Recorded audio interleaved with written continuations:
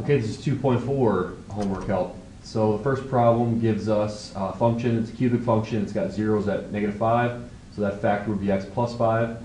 It's got a 0 at 0, so that factor is x minus 0 or x. And then x minus 9 is the other factor because 9 is a 0. Now, we still don't know, the basic vertical stretch of this thing, so we have to call the first term a to account for that. And then we can use this point that they give us, -1, -2, plug in -2 for y, and plug in -1 for x. -1 plus 5 is 4, and -1 minus 9 is -10. And just go ahead and solve this for your a value. So double negatives will go positive here. This would be 40. Divide both sides by 40. And you get a equals -1 over 20. So that goes in right there. And that would be your answer then. -1 over 20. There's my polynomial. Okay, the next problem then says match the polynomial functions with one of the graphs. So we've got these four functions here. Let's look at the two positive coefficients first on A, so the ones that open up. That's not C and D, obviously. We're choosing them between A and B. And I can tell you that the one that has the all positives right here would be this one A right here. And the one that has the alternating sign in the middle is going to be more of the W shape. So when you have like the alternating signs, means that's what creates the W. So that'd be B. And if you're not sure, you can always take a look at the graph. Here's this first one graphed in red with the alternating sign, and then the other one with all the same signs. It's just the fourth degree polynomial that's shifted up and vertically stretched. And then, same thing's true with these two. You can graph them if you want. C is the one that's going to alternate signs and open down, and then D is the one that has all the same signs that open down. All right, so they tell us in the next problem that if you plug in 1, that's a 0. So they're telling us that one of the factors is x minus 1. All right, which leaves, it's a third degree, so there's a quadratic left over if we go to factor this. So let's divide that in. Let's use synthetic division because it's a little bit quicker. And you drop a 6 here, you multiply, you add, you multiply, you add, you multiply, and you get 0 remainder, which is good. So this is 6x squared plus x minus 1. What's left over for that quadratic? And now I can try to factor that because they want the two zeros that come from this. So I'm going to try to factor it, see if it factors, just by guessing and checking. So, just try some things like 2x and 3x and minus 1 and plus 1. How about changing these? I give you -2 and a positive 3, which would give you the x. So I think this works here. Yeah. So then you can solve each of these factors. So if you set this factor equal to 0, you get x equals -1/2. And if you set this factor equal to 0, add 1, divide by 3, you get 1/3.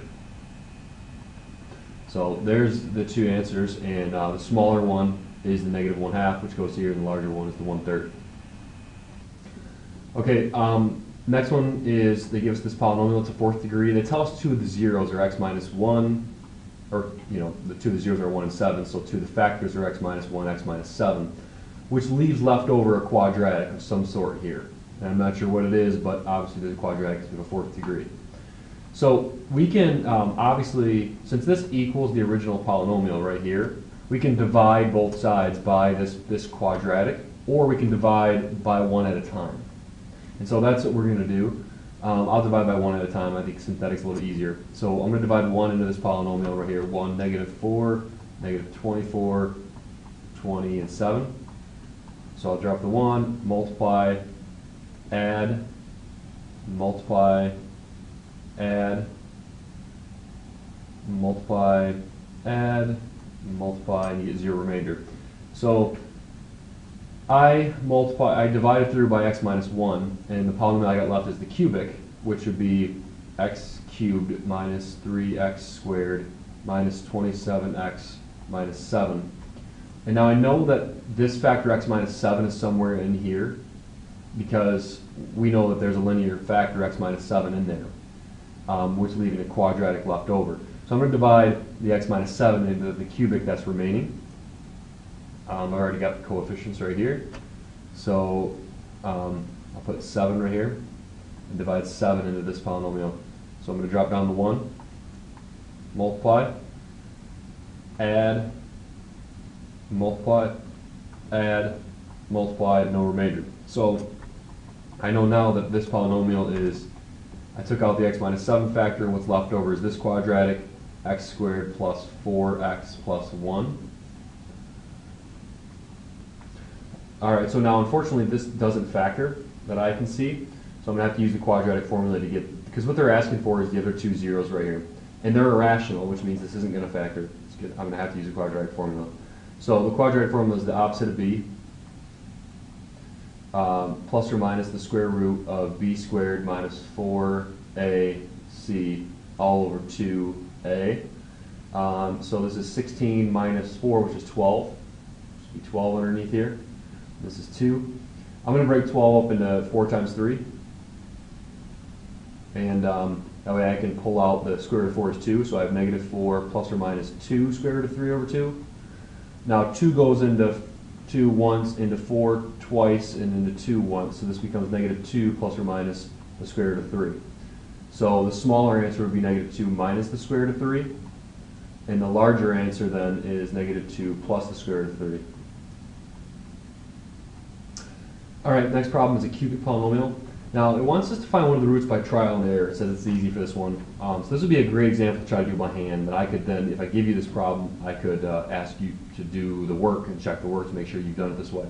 What we learned is that you can take factors of the last coefficient, which would be, you do plus or minus for each of these, but you have 6 over factors of the leading coefficient, which is just 1. So you have plus or minus 6, you have plus or minus 3, and plus or minus 1 are the places where, plus or minus 2 as well, plus or minus 1. Those are the factors of the last coefficient divided by the leading coefficient.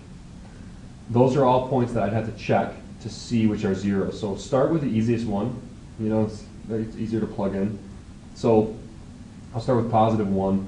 1 cubed minus 6 times 1 squared, which is 1, plus 11 minus 6.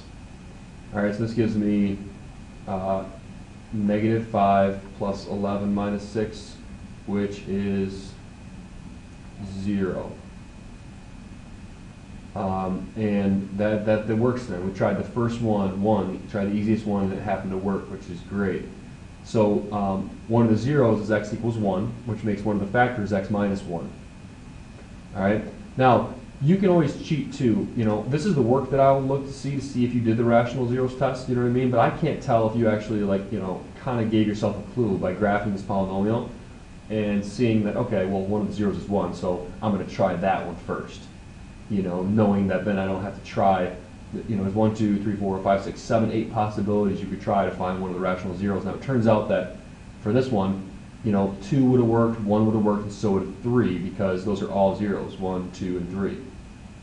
So this was a really easy one. You could have tried any one of those that would work, not the positive answer anyway, not the negative. So keep that in mind. You can, use your resources to help you. But I am looking to see that you could do this by hand, basically. So to finish this by hand then, x minus 1 is the factor. So we know this thing factors in x minus 1. We actually know what the other two linear factors are because we just looked at the graph, but pretending we don't, I would do synthetic division next, and I would show my work below. And I would drop down the 1, multiply, add, multiply, add, multiply, and then you get 0 remainder. So this turns into turns into x squared minus 5x plus 6. Clean this up now. And then obviously we get those other two factors that we knew were the factors x minus 2, x minus 3, because we had cheated and looked at the graph. So there is the polynomial. We did that completely by hand. you know, technically. I didn't even need to use the graph at all. And there's our factored polynomial. It wants me to list the roots in increasing sequence, so it's 1, 2, 3. All right, the next problem wants to find the real zeros of this polynomial. Once again, we can do these by hand, right, if we need to, where we can take factors of the last coefficient, which would be 9, divided by factors of the leading coefficient. So you'd have 9 over 2, you'd have 9 over 1. Then you'd have, you know, another factor of 9 would be 3, so you have 3 over 2, 3 over 1. And then you have 1 over 2 and 1 over 1. So basically 9 halves, 3 halves, 1 half plus or minus for all these. Then you have 9, 3, and 1. Those are your possible rational zeros, and that plus or minus for each of these. Now we're going to cheat instead of plugging all these in, because there's 1, 2, 3, 4, 5, 6, 7, 8, 9, 10, 11, 12 possible rational zeros that I have to plug in to find out which ones are the rational zeros. Now it turns out that if you just graph this, it turns out -3 and 3 are the rational ones, and there's 2 other irrational ones. You might recognize that number, as you will later in this class. But the 2 are plus or minus 3. Okay, so I'm going to basically just take that information now. I have x minus 3 and x plus 3 as 2 of my factors. It's a 4th degree polynomial, so left over I have some kind of quadratic right here. And I'm not sure what kind of quadratic that is. So I guess there's different ways to do this. This time, instead of doing synthetic division twice by dividing x into dividing each of these factors in, I'm going to do long division. So I'm going to FOIL this out. This gives me x squared plus 0x minus 9. And I'm going to divide that into long division, this polynomial, 2x to the 4th plus 0x cubed minus 19x squared plus 0x plus 9, just to show you a different way.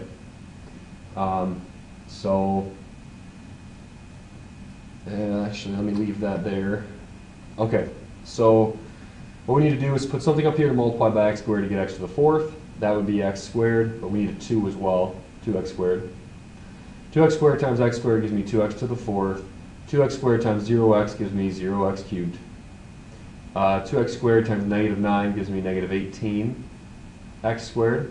We're going to subtract, and we get -19 minus -18 goes positive, so this ends up being -x squared.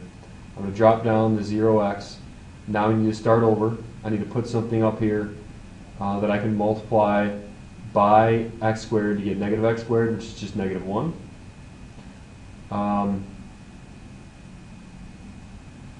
-1 times x squared gives me -x squared. -1 times 0x gives me 0x. And I need to drop down the 9 as well. And then -1 times -9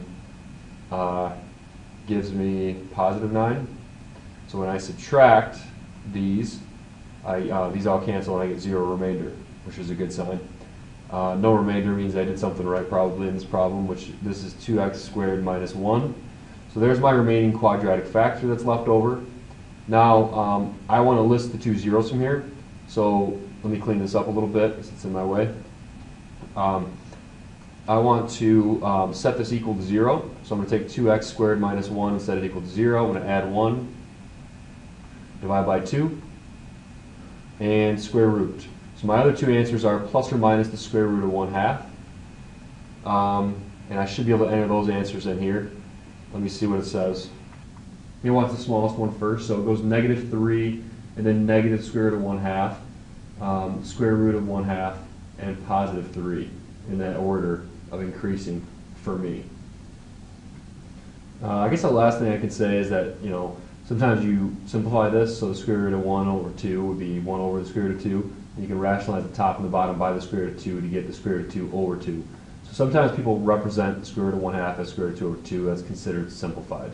But Webwork will accept both, so it's not the end of the world.